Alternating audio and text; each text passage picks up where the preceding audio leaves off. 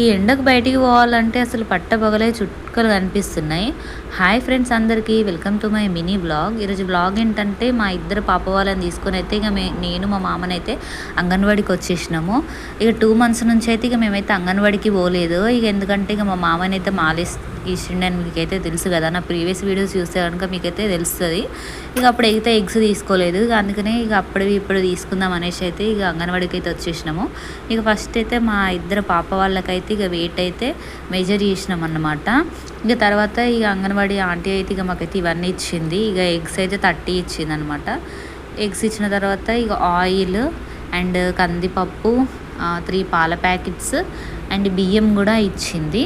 బియ్యము, ఆయిల్, కందిపప్పు ఎందుకు ఇచ్చిందంటే ఇప్పుడైతే అంగన్వాడీ స్కూల్స్ అయితే బంద్ అనమాట. ఎందుకంటే ఫుల్ ఎండ కొడుతుంది కాబట్టి ఇక పిల్లలు కూడా ఎవరు రారనేసి ఇక అంగన్వాడీ స్కూల్స్ అయితే తీయట్లేదు. ఇక అందుకోసం అని చెప్పేసి బియ్యము, కందిపప్పు అండ్ పాల ప్యాకెట్లు అయితే, ఆయిల్ ఇవైతే ఇంటికైతే ఇచ్చేసిళ్ళు. ఈ వీడియోకి అయితే ఇంతే ఫ్రెండ్స్. నచ్చితే సబ్స్క్రైబ్. బాయ్.